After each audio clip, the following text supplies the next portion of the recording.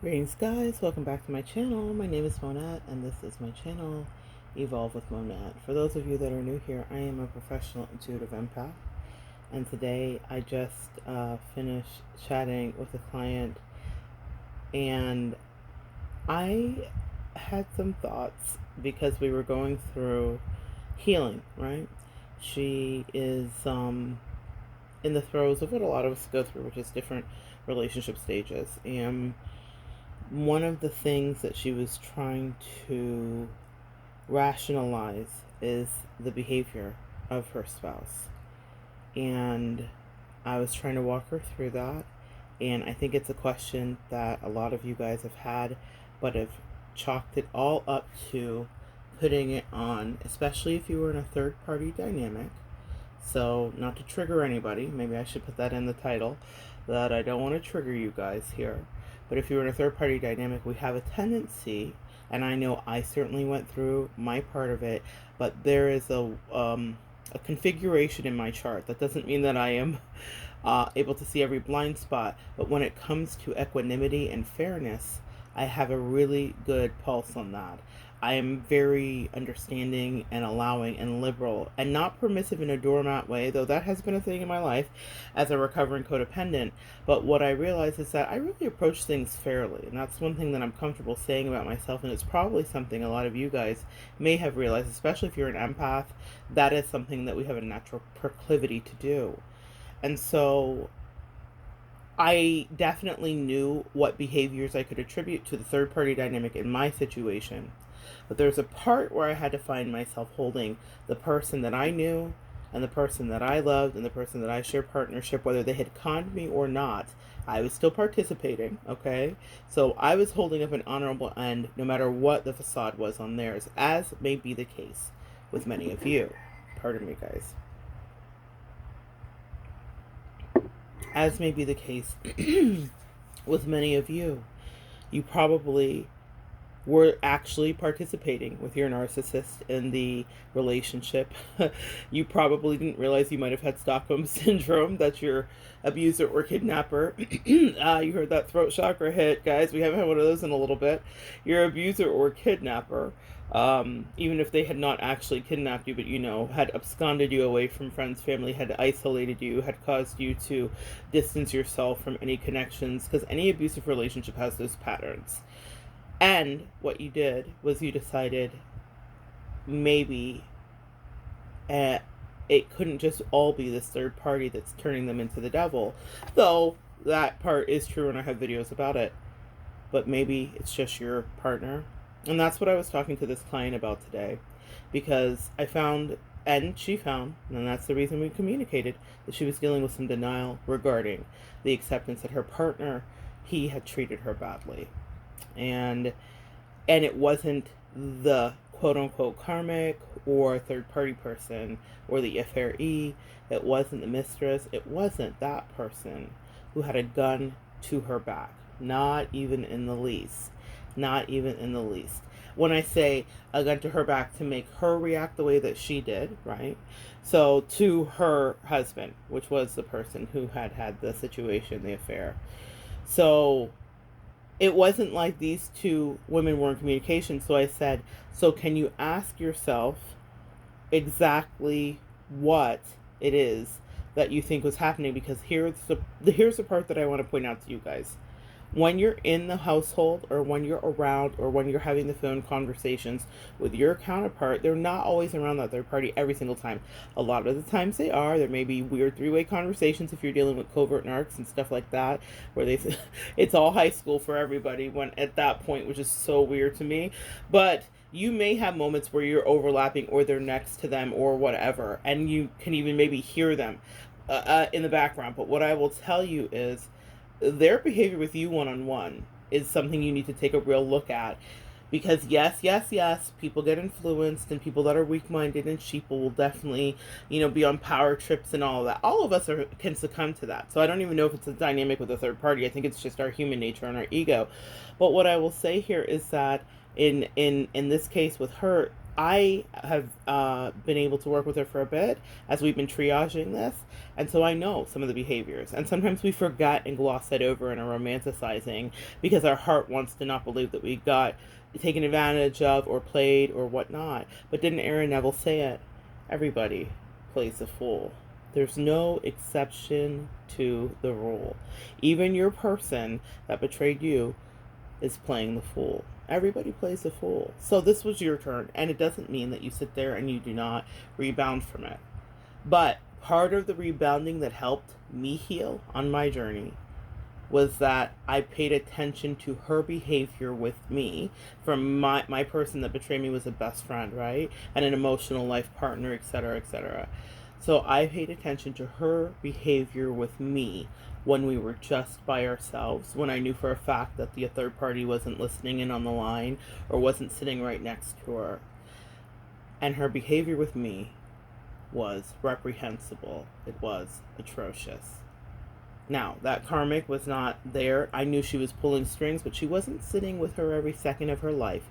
And choices that she made with me, ways that she wouldn't explain, ways that she blew me off, ways that she was downright mean. It was just she and I, sometimes standing next to each other, sometimes riding with each other, sometimes sitting with each other, sometimes just on the phone in a day that I knew that her karmic was not around. And I had to look at that and be okay with understanding, oh, this is who this person is. And this is who this person has always been. Pardon me, guys, I'm taking tea here. I'm still recovering, and which is crazy, but COVID, who knew? Like, it's not like just getting rid of a cold. Like, you know, I'm fine, guys. I'm totally fine, but there are weird little after effects that pop up and things that happen, and it takes weeks. So I'm still very much under the 6 weeks, but we're gonna drink some tea and move forward. Pardon me, guys. So what I was saying to the client about this is that you need to pay attention to your husband's actions just with you. Because you're saying, well, I can forgive him because I know he's being influenced by a third party. But the truth is, I wouldn't have treated a dog the way that the person treated me. And the thing about it is, from a side effect of my job, for those of you that are new here, is that if you're dating an empath, be as honest as you can be. We all, listen, no empath knows every recess of your mind and every single thought you're thinking. We are not X-Men, okay? We are the X-Men of Earth, but we are not imbued with exactly that kind of power. We have varying degrees of clairaudience, clairvoyance, and clairsentience, where we know, hear, and feel things.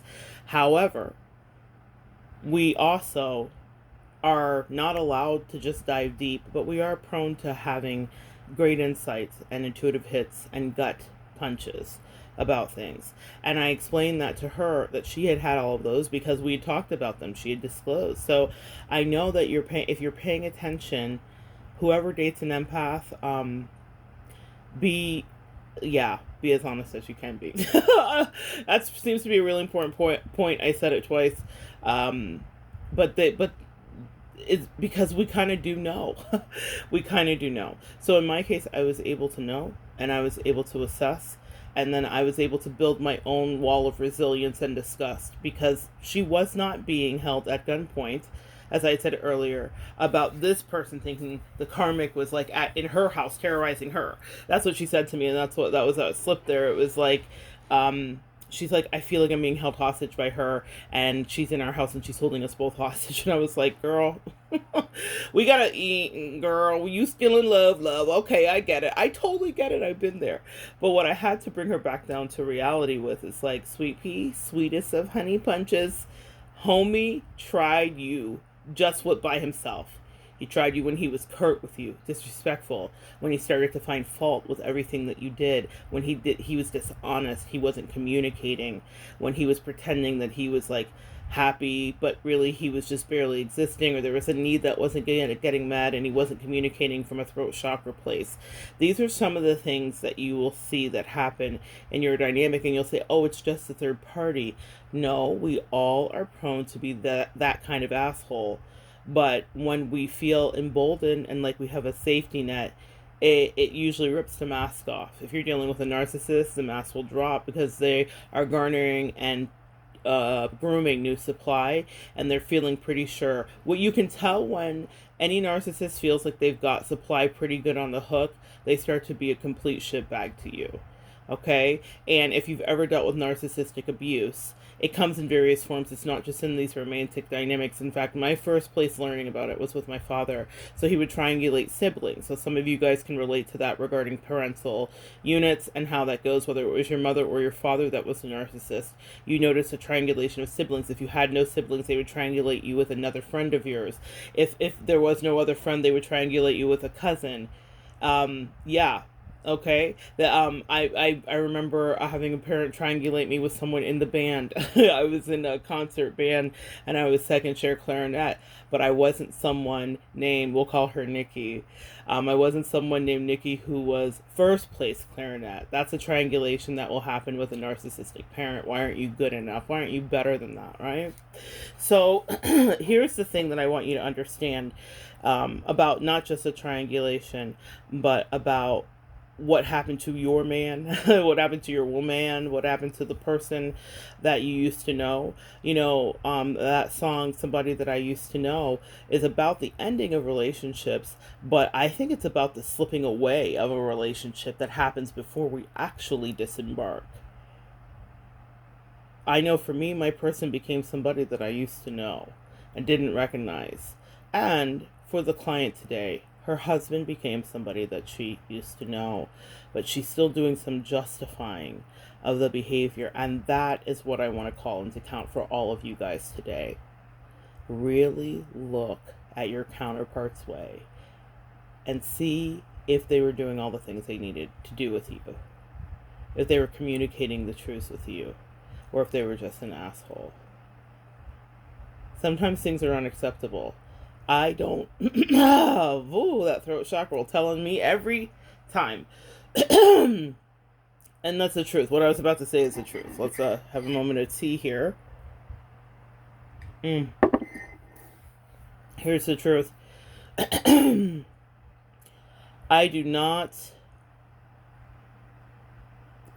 could have forgiven a lot of things in my situation, but it was her personal and individual and private behavior with me that I found the most unforgivable.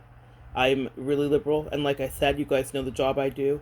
I hear incredible stories of all kinds of affairs and all kinds of magical relationship situations that people thought were sure that were going to go left, that went right or went wrong, about multi-amory, not just polyamory, about sexual misidentifications, confusions, all kinds of things, y'all. It's a whole telenovela.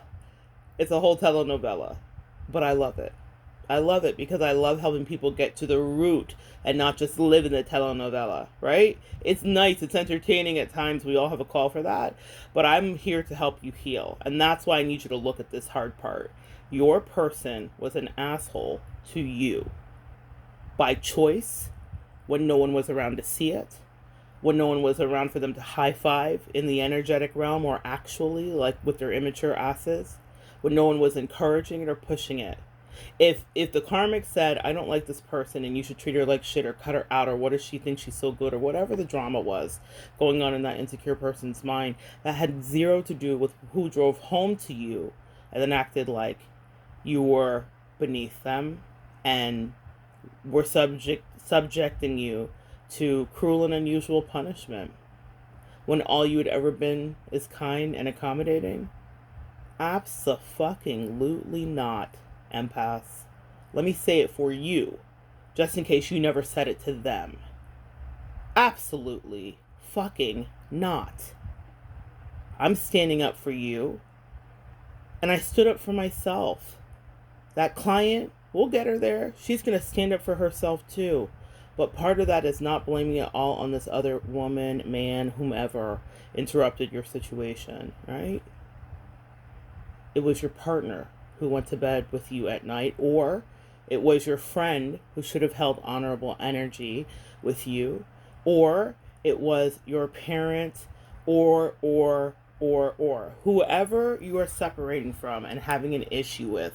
No matter what the dynamic is, even if you feel like they were influenced by a third party situation of any stripe, platonic, familial, or romantic, please take into account the behavior of that person. Some things are unforgivable for you, and that means that you're healing, empath, because in the past nothing was unforgivable. That's called being a doormat. Even if the person who has afflicted you or has done the grievance is like, well, what I did wasn't even that bad, they don't get to quantify or qualify, rather, your experience, because they've never been treated like shit like that. And when it happens to them, they'll fucking crumble. Y'all, they're not built like us. More than Ford tough. Real talk. They're not. Empaths, the whole premise of most of our lives, guys, you guys get it, has been crushing rejection and pain. Do you get it? The reason that other people look at us like you're weak and you're crazy and people talk to you any kind of way, that's the what my abuser used to say. Wow, people really talk to you any kind of way, so she thought she could talk to me like that and it would be okay. Abso-fucking-lutely not. I held her accountable. I will never not hold her accountable. We never have to talk. The accountability is in every single thing that I teach. Absolutely not.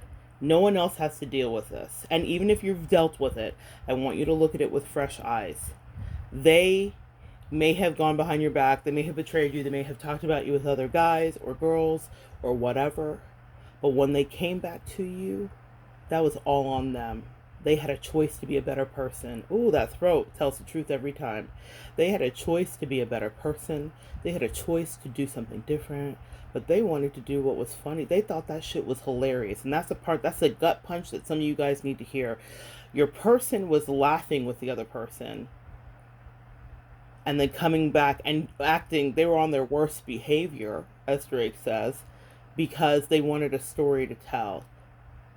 I need you guys to hear that. So stop putting your person on this pedestal and treating them so well, even in your separation. Some of y'all are still coddling these dudes, even in your separation.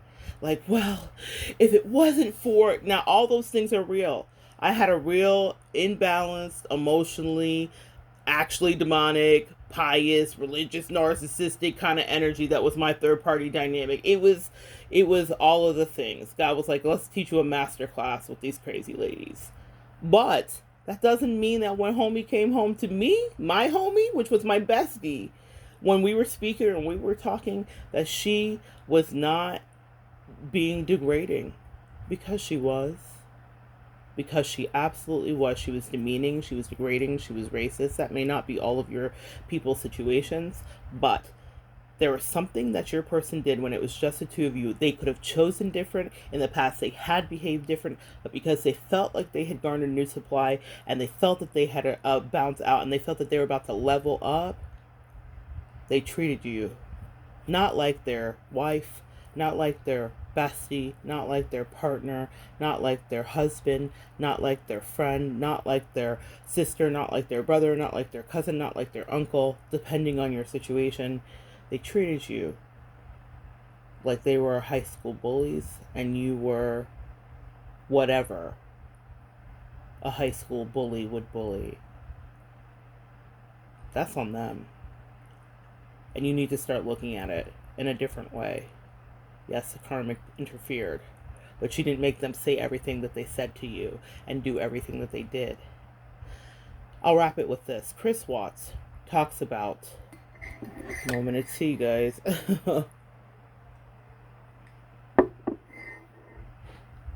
Chris Watts talks about dating Nicole, I believe that was the karmic that interfered between he and Shanann's relationship. Chris Watts, overwhelmed with his life and all that stuff, did what a lot of men do, which is have an affair. But what a lot of men don't do is kill their wives and dig holes for them. But let's talk about when the whole began. I've got a man way over town, or I've got a girl way over town that digs on me. Chris Watts said about Nicole, he said this just it was a stream of consciousness in one of the many interviews he gave. If I can find it, I will link it below. If I don't put it there, please remember, because this one's important to see. He says, I don't know if I would have started thinking these thoughts about Shanann had I not met Nicole. And I don't think, even though he is a whole sociopath and narcissist out here, I do not actually think that he was blaming Nicole. I genuinely think that whatever sliver of humanity was in him was realizing what a lot of your masculines realize when they're in the trenches of a lot. When they're in a shitstorm is what I was gonna say. After you've maybe walked away, or if you're in the process of that, like, oh crap, a lot of this was fueled by this crazy, passionate, whatever thing I thought was happening here, which is something every human is prone to have. But I thought that was a really interesting piece. I don't know if I would have thought or felt or acted the way I did. He didn't say acted, but he said, I don't know if I would have started thinking about my relationship as so unsatisfactory had I not been juxtaposed another person. And guys, like I tell you, I counsel people that are having crazy situations in their life all the time. It is not mandatory for you to hate your spouse for you to have an affair. You understand? And I feel like that has been the dynamic. I wish that we were less puritanical about our ways, because if people were really talking about this, it's crazy to me that it got to that level. But he's clearly a psychopath or sociopath or all the paths. I don't know. But what I will say is that but that's the way we think about it, is that like almost we have to, he had to get to that place. Or maybe okay, my point here is that it's almost like we are taught that in order to like someone else, we have to hate somebody else. It's very high school. It's very immature. Not everybody feels that way. I don't know if it's only American. I notice it's not European. I've had experience with a lot of European friends and people, and there's a different energy. That's not to say that European people aren't jealous or anything like that, but there's something that happens there. And maybe if we just go back down to spiritually with the karmic third party dynamic, that's how he felt. Because he felt like Nicole was of such high value, he started to devalue, guys, if we're dealing with narcissistic energy, and he's definitely that, his partner, Shanann, to the point of death. And that's my point with this whole video here. Got a little off course, but that's my point. My point is this. He absolutely did what he did, and it doesn't matter how Nicole influenced him, the person he had the affair with. He dug those holes by himself. He planned that by himself. He carried those bodies out of his house by himself. He treated Shanann like pure shit prior to killing her by himself. There are texts between her and her friends about her not getting sex and her being so frustrated and not understanding and crying and just trying to figure out what's going on with her husband and where did he go to. He put her through emotional abuse. And a lot of your partners did that to you. Instead of just getting rid of you, and I don't mean in the Chris Watts way, but just by saying what most people do. Breakups happen every day, y'all. I counsel people through those too. And so what I want you to take a look at is what your person, directly your person, did to you. Forget about that third party. He made a good point. The vibration of the relationship and the dynamic of the relationship changed when there was a third counterpoint. But when he got home and he was with Shanann, he stopped acting like he was her man and started behaving like she was his enemy. That's the part of your relationship you need to examine to set yourself free. Thank you guys for joining me. Come back and join me next time, and we will continue to unpack all of the darker parts and evolve through them together.